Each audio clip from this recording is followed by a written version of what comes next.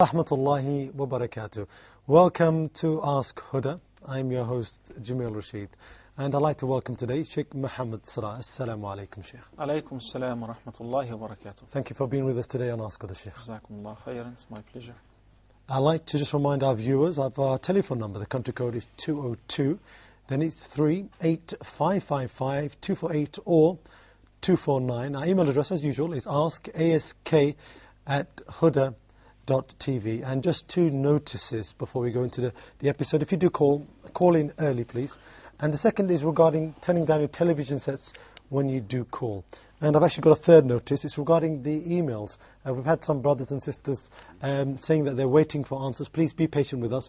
We do have several hundred emails coming to us, and we're trying to go through them as quick as possible. So please do be patient with us. Sheikh, Sister Abdurrahman asked us a question about having a male gynecologist. She says, I'm not able to find a good female gynecologist. I'm not able sometimes to even find a female gynecologist. Am I allowed to take a male gynecologist? Bismillahir Rahmanir Rahim, alhamdulillah, wa salatu wa salamu ala nabiyyihi wa Mustafa, Sayyidina Muhammadin wa ala alihi wa sahbihi wa man wala. I praise Allah and I send the best peace and salutation upon His Prophet Muhammad sallallahu alayhi wa sallam. Allah the Almighty commanded both men and women to lower their gazes from looking at what Allah has prohibited. So both men and women do have awra. And the term awra is an Arabic word which refers to the body part which should be covered. So the body of a woman or of a female is completely a awra for a male who's not a mahram. Then the mahram will be classified. If the mahram is anybody other than the husband, then there is a awra that should be covered other than the face and the hands and of course the head and the neck and even from the knees below. But for the husband there is no awra whatsoever. Similarly, for the wife, she does not have any awra before her husband. So the awra differs from a person to another. Before a stranger, then before a mahram, then of course before the spouses there is no awra. Allah the Almighty says, قُلْ لِلْمُؤْمِنِينَ يَغُضُّ مِنْ أَبْصَارِهِمْ. Then He also commanded the believing women by saying, وَقُلْ لِلْمُؤْمِنَاتِ يَغُضُّضْنَ مِنْ أَبْصَارِهِنَّ وَيَحْفَظْنَ فُرُوجَهُنَّ. So He commanded both men and women to lower their gazes and to protect their chastity and their modesty. The awra of a female, as we said, that is her entire body before another male who is not a mahram, nor is he her husband. That's why exposing her body part, which is awra, before a male or a female is very restricted unless it is necessary. And whenever there is a necessity, then we should deal with it according to how much necessary is it. So if it is necessary for a female to show her awra, especially the major awra and the most important awra, which is the private part, before another female, only whenever it's necessary and with a limit, so that the physician, who's a female gynecologist, should cover the entire body except the part which she is checking on it. It becomes very strict and forbidden for a female to expose her awra before a male physician, unless if there is no female physician whatsoever, and it's necessary and you must visit a physician or a gynecologist. So the sequence is, number one, you begin with a female physician, female gynecologist. Any female? No, you begin with a Muslim female gynecologist. If there is no Muslim female gynecologist, then a non-Muslim female gynecologist. That's even before the male Muslim gynecologist. If none, and it is necessary, then you may visit a male Muslim gynecologist. Then the last resort is the male non-Muslim gynecologist, of course. So this sequence has to be put in consideration. There's another thing, which is, the question also included that, what if there is no professional female gynecologist? That indicates there is actually a female gynecologist, but the male gynecologist is more professional than her. This is not a reason that allows you to skip a female gynecologist and to go to a male gynecologist. As long as there is a female gynecologist, then this necessity should be handled with this extra care within this limit. So you should not skip it and go to the following step, which is visiting a male gynecologist. Jazakallah khair, Sheikh. Okay, first call of the day. Brother Hussein from the United Arab Emirates. Brother, you're live on Ask. Could your question, please? Assalamu alaikum, brothers. Wa alaikum assalam wa rahmatullahi wa barakatuh. My question is regarding zakat. And to get an answer, I need to pose a hypothetical situation here. Let's assume that, two people have the same intention of investing their money rather than keeping it in the bank or investing it in real estate. One of them has 1 million dirhams and another one has about 100,000 dirhams. The one with 1 million dirhams buys a house which he wants to rent out. And the one with 100,000 buys a plot of land which is not going to give him any profit in the short term. So there have been a lot of discussions among our friends here. Some say that the one who has invested the 100,000 dirhams has to pay zakat on the entire 100,000 dirhams every year if he's not selling it the first or the second year. And the one who has invested 1 million dirhams on a house has to pay the zakat only on the rent that he gets every year. So under this situation, if what we have been discussing is right, then the person who has more money and was able to invest in a house is paying actually less zakat than the person who has invested in a plot of land which is not giving him any return. So I want you to give the right answer in your Inshallah. Okay. Jazakallah, Brother Hussein from the United Arab Emirates. My ink was going to go dry there because I had so much information. If you've got a question which is sometimes detailed, and it's just on the limits there, please do send us an email. It's better answered and it's a bit more compact, especially when it comes to me writing it. Jazakallah khair. Okay, we've got next the sister from the United Arab Emirates. Sister, you're live on Ask Huda. Your question, please. Hello, assalamu alaikum, Sheikh and brother. Wa alaikum assalam wa rahmatullah. Yes, I've got two questions. Okay. First is about if the Sheikh can tell us about the importance of the month of Shaban, especially the 15th of Shaban. Secondly, is it permissible for people to have gatherings in their home where people come in for recitation of the Holy Quran or parts of the Holy Quran like Surah Yasin, Surah Muzammil, just with the purpose of bringing blessings for the family? Or should we do this only on an individual basis? Thank you. Jazakallah khair. Jazakallah khair, sister. They're from the United Arab Emirates. Okay, next we have Brother Khurshid from the United Arab Emirates too. Brother, you're live on Ask Huda. Your question, please. Assalamu alaikum, ya Sheikh Salah, Mr. Jameen. How are you? Wa alaikum assalam. Alhamdulillah, barakallah feek. Yeah, Sheikh, I have asked this question 2 times, but unfortunately, when you were coming to give the reply and the time was over. Okay. This is regarding the dream, what we used to see in the night, and it happens with me and as well as with my wife, with my son. Just I want to know what is this dream, and can we discuss this with the scholars or not? Okay, Brother Khurshid, Jazakallah for that question. We did actually go through that question, if you remember, several times actually. And we did, one of the programs, we spent more than, I think, about 6-7 minutes going through that. So if we don't have time today, I'm not sure if I'll be able to answer that question, but we'll try our best. Okay, Sheikh, let's go back to some of these questions here. Brother Muhammad from the Kingdom of Saudi Arabia had a question about zakah. When's the best time to give it? He says, many people do give it in Ramadan, but of course we know that Dhul Hijjah, the first 10 days are some of the most blessed days. Should I give it in the first 10 days or Ramadan? This question actually depends on when did you start having the nisab, the minimum amount which is zakatable. We say the nisab is measured by 85 grams of gold or what's equivalent to it, or 200 grams of silver. Indicating that once you start having the nisab, you cannot really decide that you should have the nisab in the beginning of Ramadan or before or after. So it begins whenever it begins. A year from this time, an annual lunar calendar, 12 months from the date that you started having this nisab, if you preserve it, if you maintain it in saving or in investment for 12 lunar months, then it is zakatable. Let it be in Rajab, let it be in Sha'ban, in Ramadan, in the middle, by the end, in the beginning, it doesn't matter. So what really determines the date, the due date of paying the zakah, is the time that you started collecting and possessing the nisab. What if you really want to pay the zakah on your possessions, your investment, on your saving during Ramadan, because this is a very favorable time. It is indeed a favorable time. The Prophet ﷺ was the most generous, and whenever Ramadan would approach, he would become even more generous.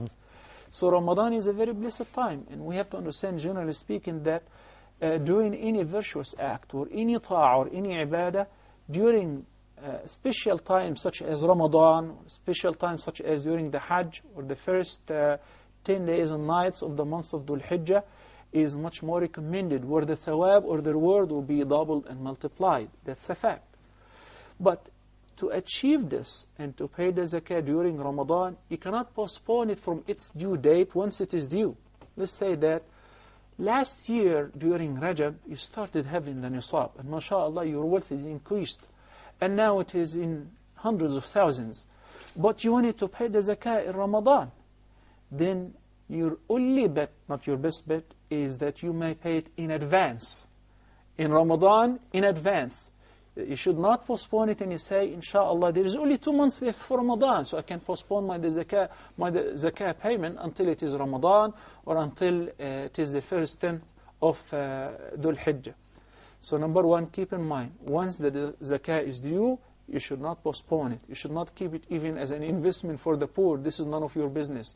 This is the right of the fuqara and al-masakeen and al-muhtajeen and those who are in need. You should dispense it as soon as it is due. Is it permissible to pay it in advance? Absolutely. As a matter of fact, you can pay it a year in advance, not only a couple of months in advance. Then once it is due, you deduct it. So it is best if you try to schedule it to be paid during Ramadan. It's perfectly fine. Or during the first 10 of Dhul Hijjah. I personally prefer during Ramadan. Why?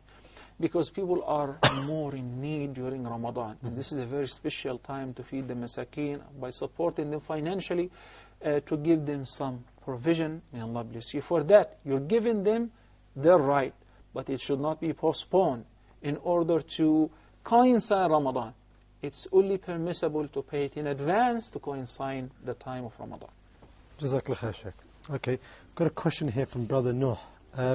It's regarding praying in Jama'ah and trying to read the Fatiha. He says sometimes the Imam gives us a certain time after he's read Fatiha, but this time is not long enough, so I start reciting, he starts reading some surah from the Quran. What do I do? Carry on reciting, reading over him? What's the solution here? According to the more right opinion, which is the opinion of the vast majority of the jurists, reciting Surah Al-Fatiha in the Salah, whether in the singular or in the congregational Salah, in every single rak'ah is a must.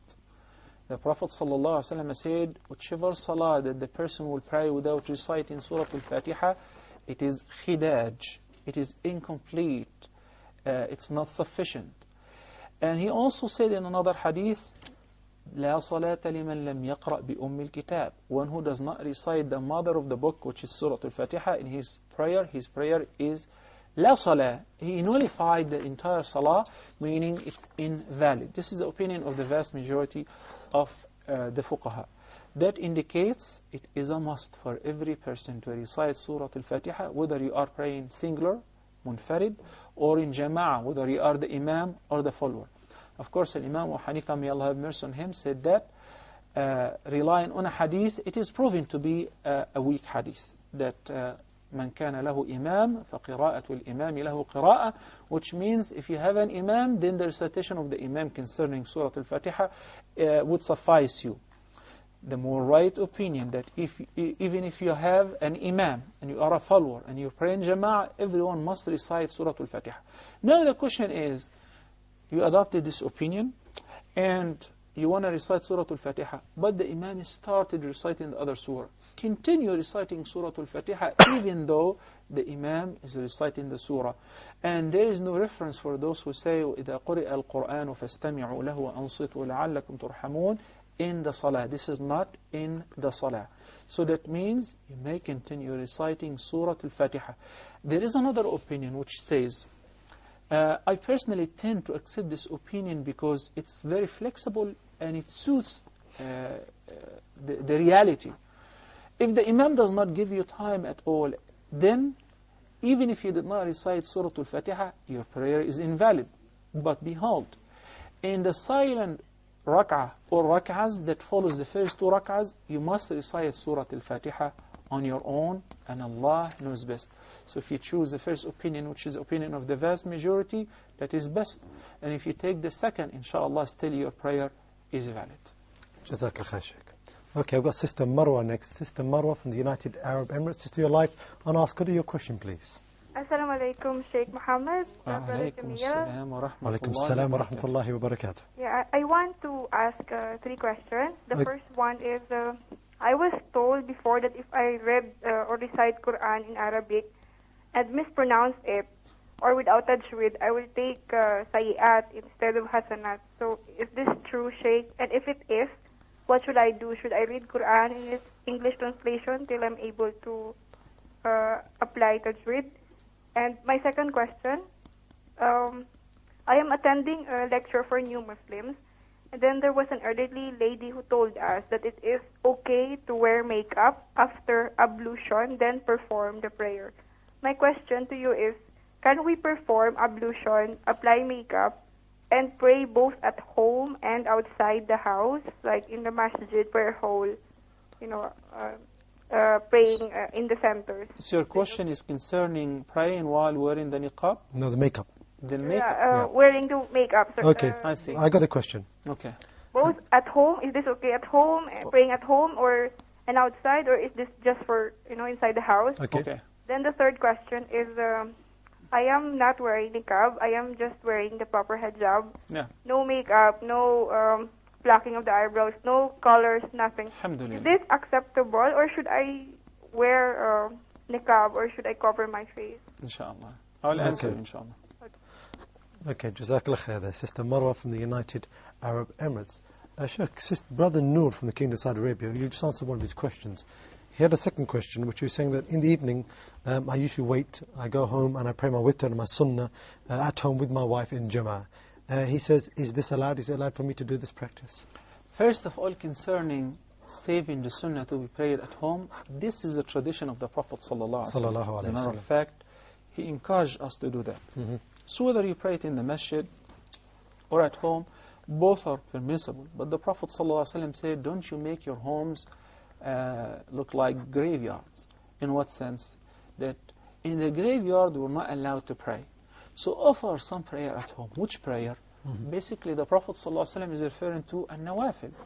And it was narrated in several ahadith that the Prophet ﷺ would pray the fard in the masjid, in congregation, and would save the nafl, whether before or after, to be offered at home, so that would bring some blessing into one's house.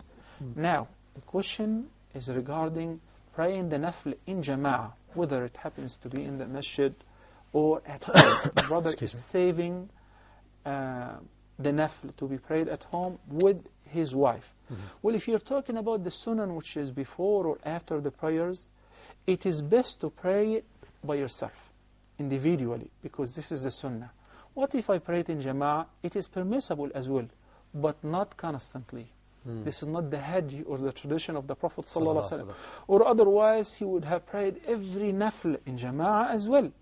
But what if it is a night prayer or tahajjud, and you're reciting and your wife is praying behind you? Then it is recommended, similar to tahajjud, salatul tarawih. And he also mentioned about the witr, where you make the qunut and the dua, and she follows you with the ta'meen.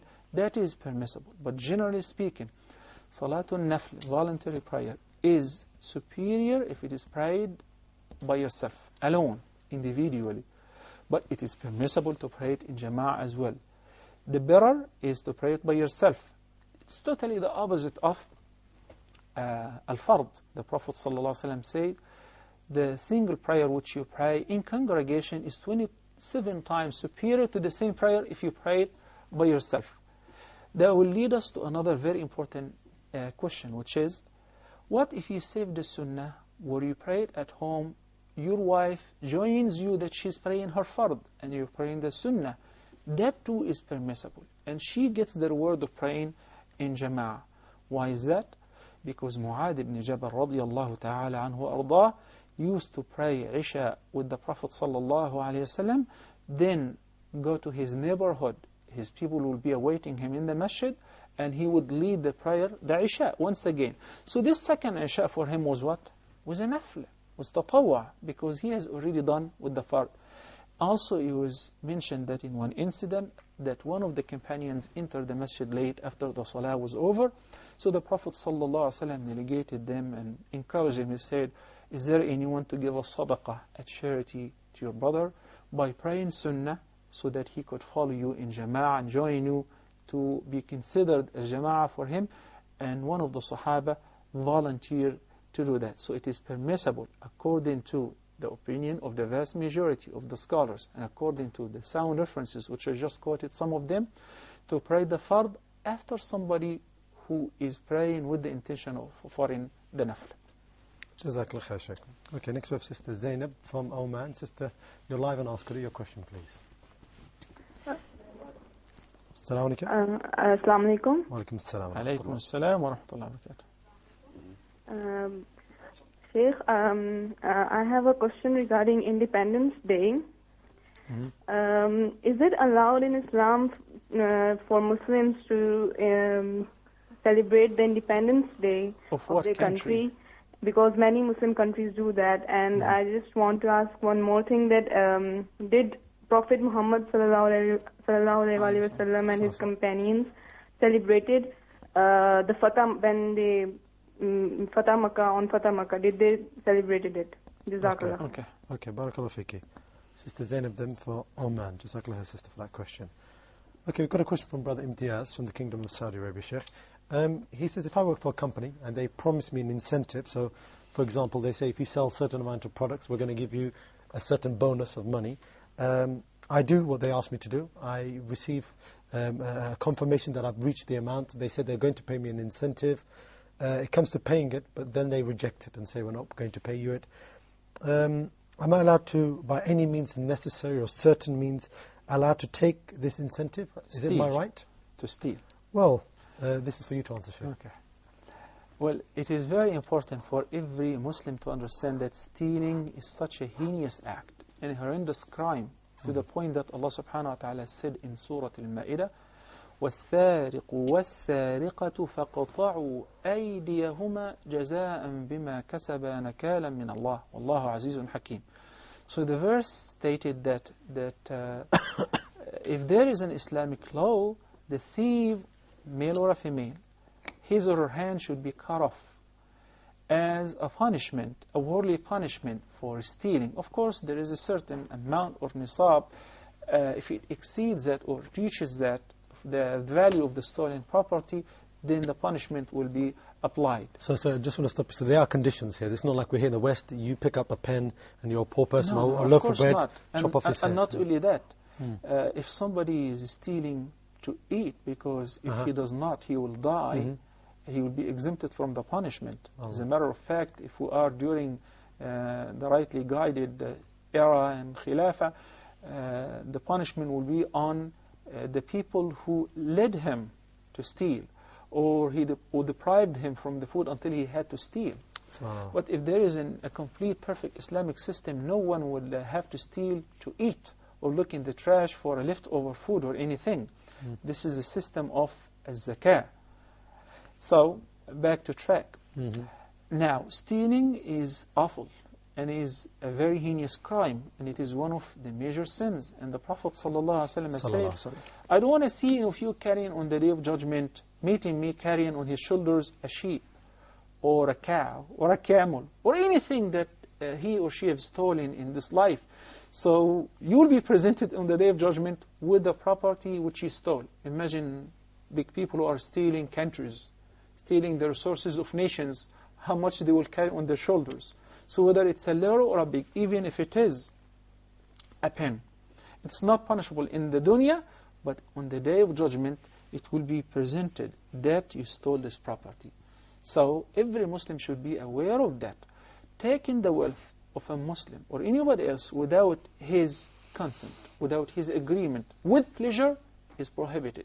The Prophet ﷺ said, لا يحل مال امرئ مسلم إلا بطيب نفسه في رواية إلا بطيب نفس من. It's not permissible to take the wealth of any Muslim except if he agrees to that, if it is with his consent, and if it is with his pleasure, meaning due to trade, business, or if it is a sadaqah or a loan. But to take stealing without his knowledge behind his back is a major crime. This is as far as stealing. You name it, whatever you name it, but by the end of the day it's called stealing, taken hiddenly. The second is concerning, what if somebody confiscated my rights, or deprived me from my wages, or promised me for a work that if I do, he will pay me that much, and he did not fulfill. In this condition, it is permissible to take only what's equivalent to your right, without exceeding the limit.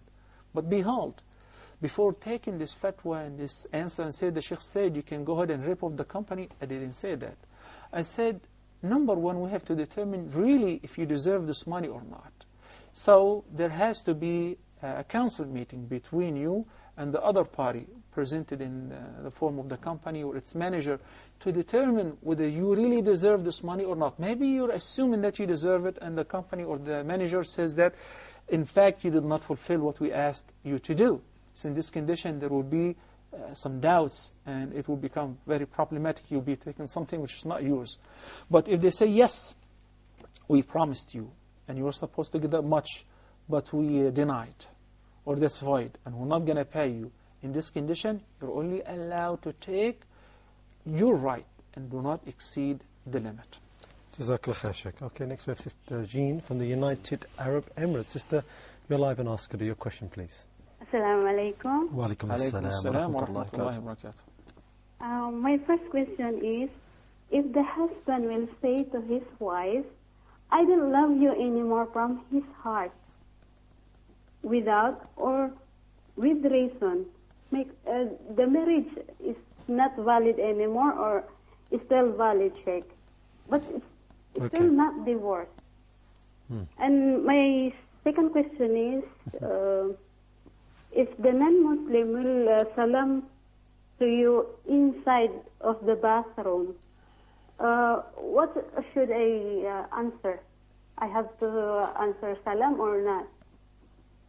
And my third question is, it's haram to stay in the house, just a maid and the sir or employer. In case of... the employer is a male and the maid is a female, or vice versa, right? Yeah, the female and female. Okay. In case of, I'm sorry. Yes, it's okay, because I think the question's quite clear. Okay. Okay, Jazakallah khair, Sister Jean from the United Arab Emirates. Okay, with that we're going to take a short break and inshallah return in a couple of minutes. Please do stay with us. Assalamu alaikum wa rahmatullahi wa barakatuh.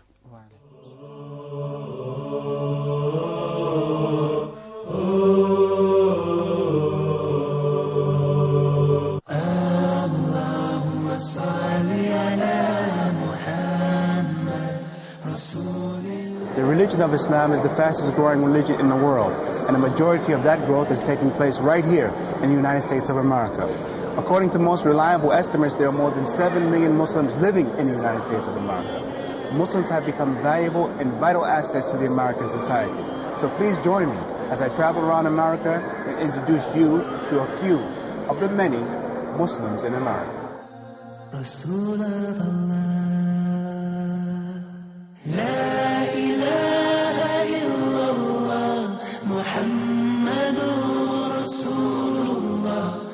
There is no God but Allah. Muhammad is his messenger. La ilaha illallah. Muhammadur Rasulullah. There is no God but Allah. Muhammad is his messenger.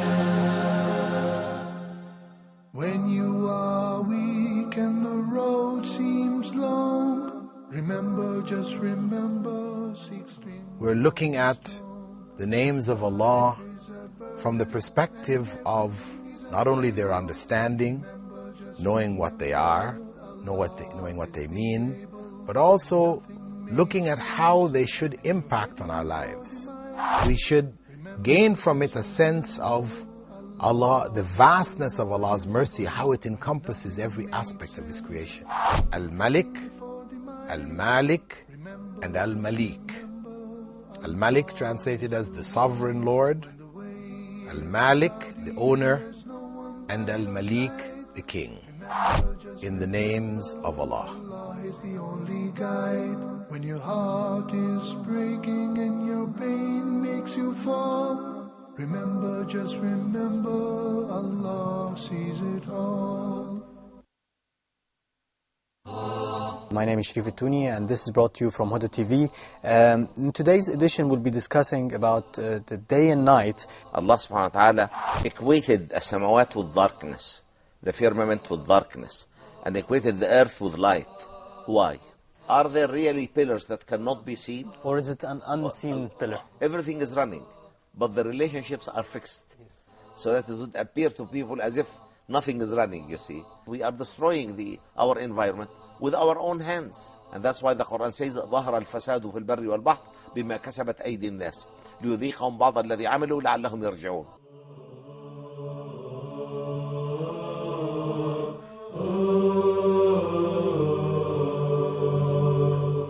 Assalamu alaikum wa rahmatullahi wa barakatuh. Welcome back to Ask Huda.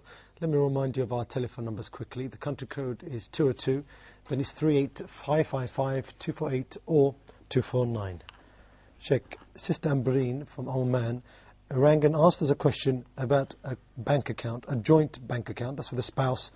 Both of the spouses have a bank account which is joint. Mm-hmm. She says if one of them passes away, the bank usually gives all the money to the other one. That means it's his property or her property.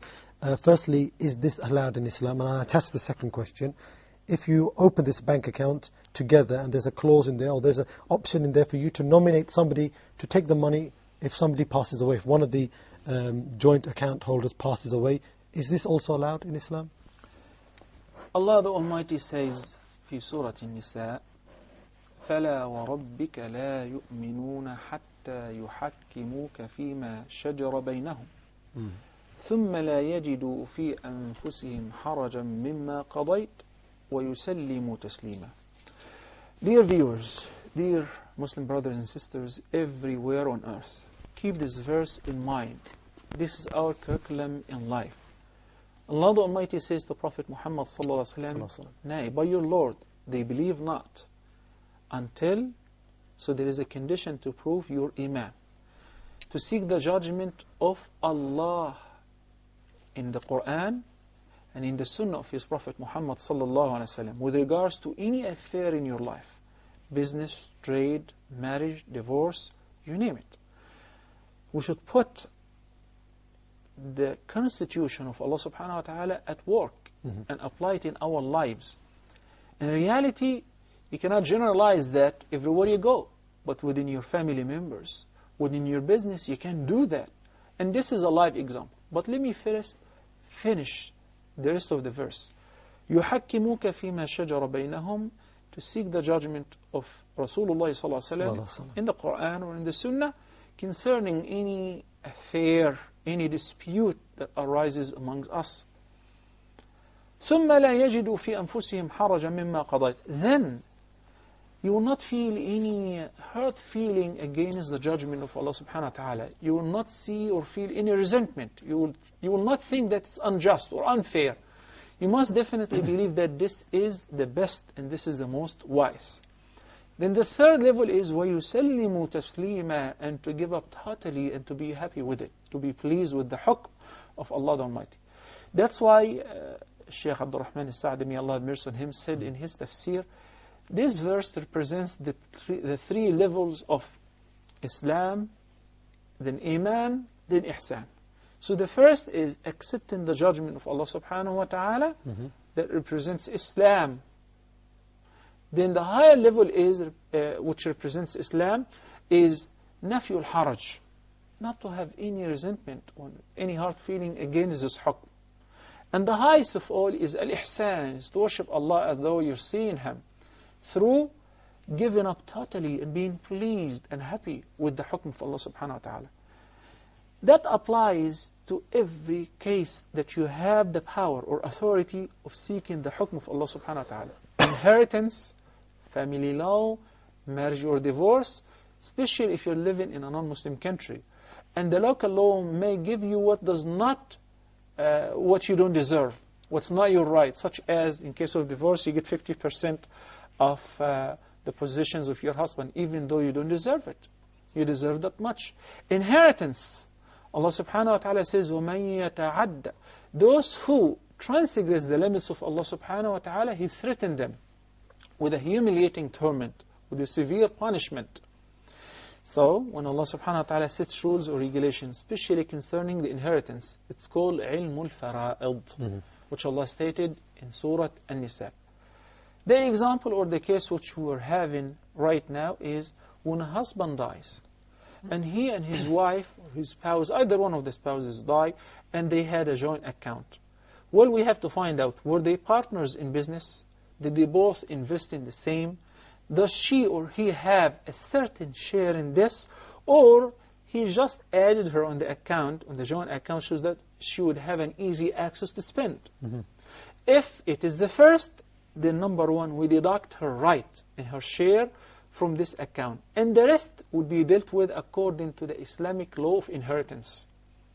She will get, if she have any children, 1/8 of that.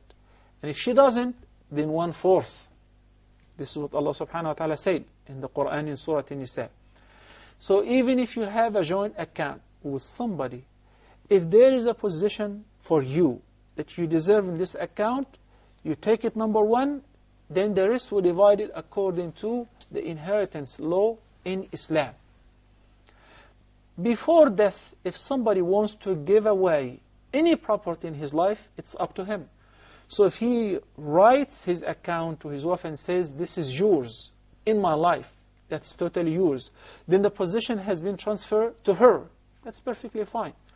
If you want to give me your car and say, that's yours, that's your wealth, you give me whatever you want to do. As long as you don't hurt your ears, and you don't do it deliberately to deprive the ears. Second thing, or the third thing, is writing your will should be within 1/3 of the property that you leave. So if somebody writes his will, and he leaves behind heirs, wife, children, parents, brothers and sisters, and he writes his entire will to be given to a third party, or one of the heirs, that will be void in Islam. Alhamdulillah. That will be void in Islam. After your death, you have no control over your wealth. Your wealth should be divided according to what Allah prescribed. So only 1/3, within 1/3, will be dispensed according to your wish. Then the 2/3 will be divided according to the inheritance law in Islam amongst the heirs. Also, Nabi sallallahu alaihi wasallam said, "La wasiyyata liwarith." That's another very important thing. Fourth, that you should not write a will where you specify one of the heirs with extra amount, though more than what they deserve, according to the inheritance law in Islam. If you want to give them in your life, you may. But after your death, you should write your will according to the following. Especially those who are living in the West, you should write in your will the following statement: I command that my inheritance, whatever I leave behind or possession, should be divided according to the Islamic Sharia, the Islamic law of inheritance, after paying off the debts, the loans which I owe to anybody, and after al-wasiyyah, which you write behind. Amongst the debts, if he has promised his wife with a deferred amount of the dowry, that would be considered a debt, that she will be paid that amount first, then she will receive her inheritance as one of the heirs. Jazakallah khair, Sheikh. Okay, we have Brother Kamran from Kuwait next. Brother, you're live on Ask Huda. Your question, please. Yeah, my question is that during the prayer, when I finish my prayer or start my praying, I am doing a nafal or a sunnah, somebody joined me and he started make a jamaat. Because I am very confused. I didn't pray the jamaat. I didn't pray as first. I praying a sunnah or nafal. Why he joined me by jamaat and making a jamaat? Is it confused? Is it allowed in Islam or any hadith is according to this action? Okay. Can you clear me, please? Jazakallah khair, Brother Kamran. We've got your question there, and inshallah we'll try to tackle that. Barakallahu fiqh. Okay, we've got a question from Sister Saba from Canada, Sheikh. She says, I've got a step-sister, or should we say a half-sister. She said that she's a Shia. She got married to a Shia. She's a practicing Shia. She's a widow now. She's quite poor. I want to give money to her, sadaqah to her, for her maintenance. I've been told that I'm not allowed to give her money because she's a Shia. What's the ruling on this, Sheikh? Let's number one skip the first part, which is that she was married to a Shia because now she's a widow. What does she believe in right now? What is she practicing? Many people of those who say I'm a Shia doesn't know even what is the difference between Shia and Sunnah. Their practice. So if I have somebody who opposes the companions of the Prophet ﷺ or curses any of them, I'm not going to give him any charity, because this is the mandatory charity, which is az-zakah, only for 8 categories. They all must be Muslims. Or al-mu'allafati qulubuhum, and it's not available anymore. So, az-zakah, which is the mandatory sadaqah, to be paid only to Muslims. The charity, which is voluntary, we said you may give it to non-Muslims as a mean of help and encouraging them and assisting them, and you will be rewarded for that. But if you are addressing az-zakah, which is mandatory, sadaqatul fard, is to be paid only to Muslims. If you happen to have a sister who is poor and eligible because she's a faqir, then you may pay the zakat to your sister. But if she's a Muslimah, if she's not a Muslimah, can I help her out? Yes, you may, but from the voluntary charity, not from the zakah, which is due only for Muslims. Jazakallah khair, Sheikh. Okay, Sister Saad from Qatar asked a question about repeating Umrah. She says, I've read quite a few books, and in there's some advice that if you want to do a second Umrah, go to Masjid Aisha in Jeddah, or the outskirts of Mecca, sorry. She says that now I've heard other opinions that this is not allowed. This is something which is not from the Sunnah. Can you just clarify this, Sheikh? Let me explain to you the differences with this regard. Nabi sallallahu alayhi wasallam performed 1 Hajj in his entire lifetime, in the 10th year. And he performed 4 Umrahs in his entire lifetime. Whenever he used to come for Umrah, like let's take for example Umratul Hudaybiyah, which followed the year of the Treaty of Al-Hudaybiyah, Umratul Qada, that he traveled all the way from Al-Madinah to Mecca. We're talking about 400 to 500 kilometers that he traveled on the back of his camel along with his companions. And they spent this entire time in Mecca to perform 1 Umrah. So this is the Hajj, the tradition, the footsteps, the prescription of a Nabi sallallahu alaihi wasallam. Imagine somebody travel from Al-Madinah to Mecca on the back of his camel, and for years he's been banned from entering Mecca or performing tawaf.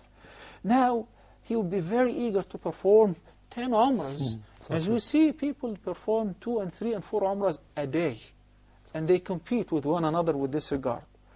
They do the Umrah, they shave and or trim, then they jump in the minibus or the cab, they go to Masjid Aisha, they return back and forth, 4 and 5 Umrahs a day.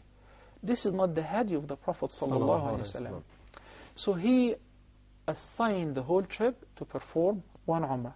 Also when he was performing Hajj, same thing. So the question is it proper to perform more than 1 Umrah in the trip? We say the best in the tradition of the Prophet ﷺ is to perform only 1 Umrah on behalf of yourself.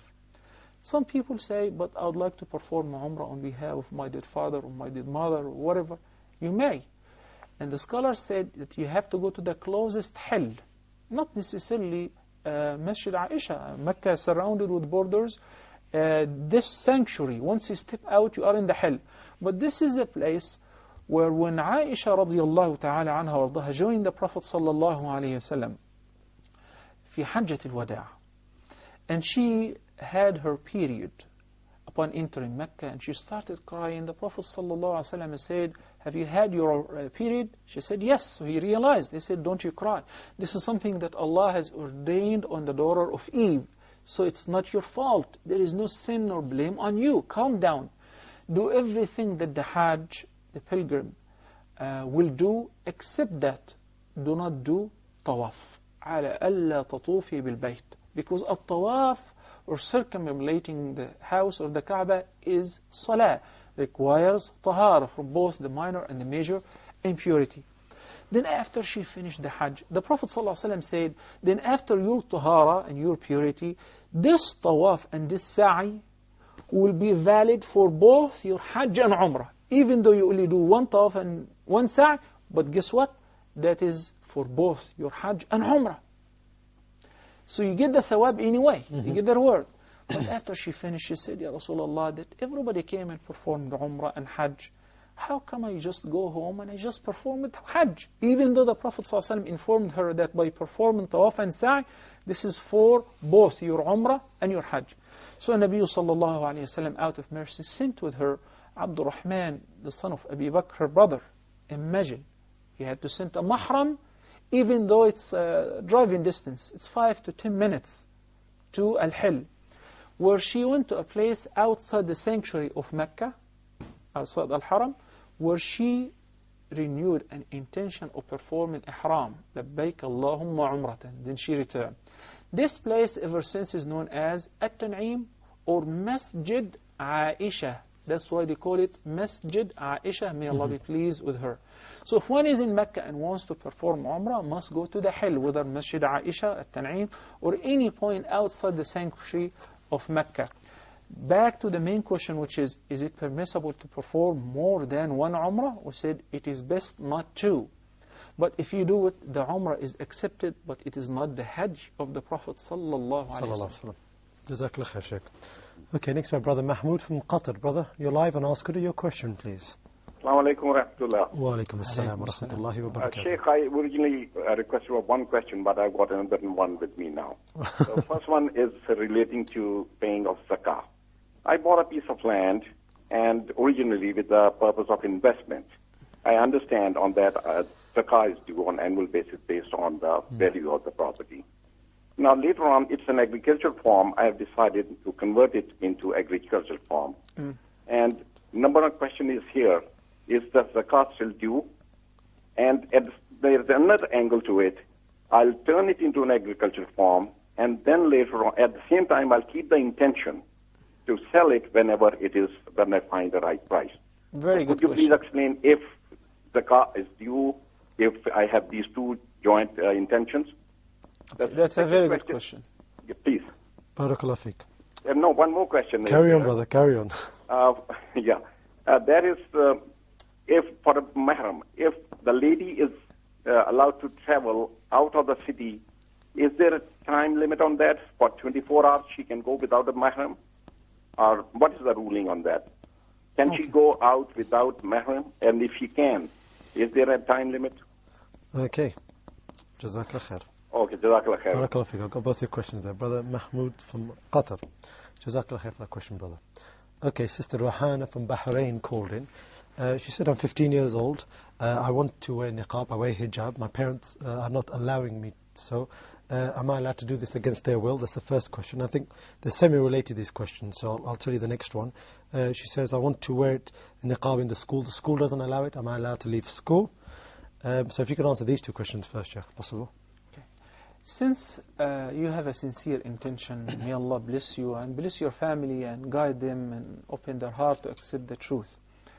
If they're relying on an opinion and you're living with them in their house, then you must comply. You must comply with them, and Allah will reward you according to your intention. But it doesn't mean that you give up. You always discuss this issue with them, drive forth references and proofs, maybe ask them to consult reliable shuyukh and scholars, ask questions to fatwa committees and so on. Because I have a similar condition where the girl was struggling. Then she asked the mother to speak to the sheikh. When she spoke to me, both of them started wearing the niqab. So you never know. This is one of the forms of giving da'wah. But I don't advise you to oppose them or to leave the house or disobey them as long as you're living within their household. Insha'Allah, when you are at a marriageable age, keep in mind that you discuss this with your future life mate and say, I would like to wear the niqab. So if he agrees to that, you can formulate your intention or your view whether you'd like to marry him or not. So when you go to your house, you become independent. You can do that on your own. As far as the school, whatever I said right now, as long as you're living within the household of your parents and you have a guardian who is forcing you to choose one opinion, which both opinions are presented in the Sharia, no one can say this opinion is invalid and if you do it, it's haram at all. So whichever opinion your guardian chooses, then you better comply with him as long as you are under his guardianship. And may Allah reward you for your intention. I understand how much difficult it is, but Allah subhanahu wa ta'ala will reward you with your sincerity. Jazakallah khair, Shaykh.